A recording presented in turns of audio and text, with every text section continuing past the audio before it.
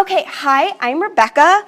As you can guess, I'm bad at German and I'm kind of bad at English too, so I had to study abroad at a country that spoke English, so I picked Australia. So for this talk, I'm going to tell you everything you need to know and didn't think to ask about going abroad and Australian culture.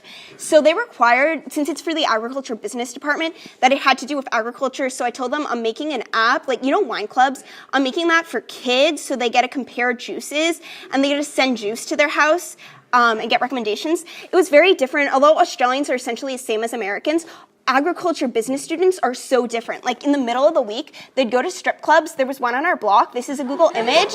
Above was a dentist office saying smiles are us, and their motto was smiles for everyone, and it worked really well for both the strip club and the other one. So we learned about whales, seals, and steals, pretty much the stealing of Aboriginal land, whaling, and how to win friends and influence people, how to sell wine.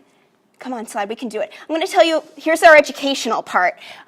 This is what I did for my final paper. I talked about the Sydney razor gang. In the 1920s, Australia banned carrying guns, so everyone would bring razors. It was also a great time for women, because at that time, men weren't allowed to profit from brothels, so women ran brothels. It was a great time for women. Anyway, so the main thing that makes it different than a normal class is you had excursions, and pretty much you'd make friends. It's great for group photos, so you don't look self-centered, and it's all selfies, because these are the photos you're going to look at for years and thinking, God, what is her name? Now, I actually made a couple friends. Most of them were animals, but I made one human. The trick is to feed them. Yeah, and then what else did I do? Oh yeah, I used to always go to food tours, except everyone there was 50, or they were 20 and they decided to bring their parents. As for the food, this needed its own slide. There aren't really pretzels in Australia, which was really sad. If you did, there was a giant poster. Bagels also weren't popular, and everyone, I don't know if Judaism's just not popular there, but they would always be like, oh, you should join a synagogue, and I'm like, no, I found my bagel shop, I'm good. So I traveled around the world, learned my priorities. I really like light shows. As you can see, there are a ton of lights there. I'm going to use this as my time to catch up. Cool. So the way I was able to keep my trip affordable was I went to a lot of places with student prices, like museums. They had art shows. No wonder every fitness Instagrammer is from Australia. It's because it's beautiful and it's made for Instagram. Yeah, the flowers are actually a museum. So I did get a little homesick. I mostly missed my dog, Chocolate, and my Xbox. So I found other dogs. Thank you, Nick. So other dogs, they had the thing in New Zealand, the National Arctic Museum's there, and you could pet huskies. I had a lot of personal growth. As anyone could tell you, I'm a complete wimp, so I jumped backwards off waterfalls, and also, my ex really liked penguins, and I felt like I couldn't like penguins, so I'm like, you know what, I'm going to reclaim the penguin. So I went around and I fed penguins. So now it's a good time to talk about Tinder and compare that to Australia versus States.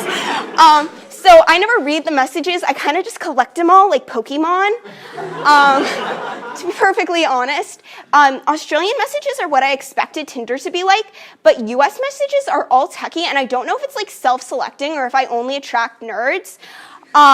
So what was I going to say? I had a great thing about this. Oh yeah, so pretty much 30% of my Tinder messages are just guys asking, what languages can you code in? And I was always really confused by this. I'm like, are there rumors I don't know about? Are JavaScript girls more free or C girls more strict? Do Python girls know more about Pythons? And I'm like, what am I missing?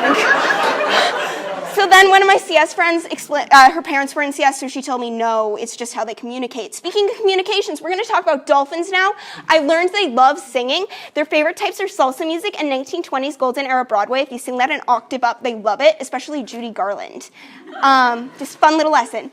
Okay, next are my travel tips. If you're going to be stealing towels from every hotel to make up for the price, pack lighter. It adds weight to your suitcase. That actually became a problem for me. Also, you can get free travel adapters if you go to Apple and go to the Genius Bar and either talk computer science or just flirt with them. The next thing is airport security. In other countries, they actually allow liquids, so I could bring an entire bottle of conditioner if I wanted to.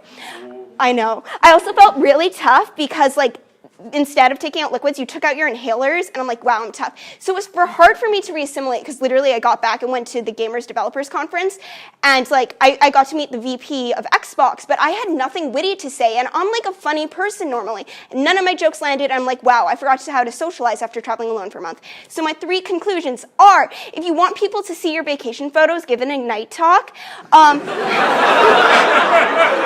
And then also, yeah, the world's a big place if you get off your phone. Thank you.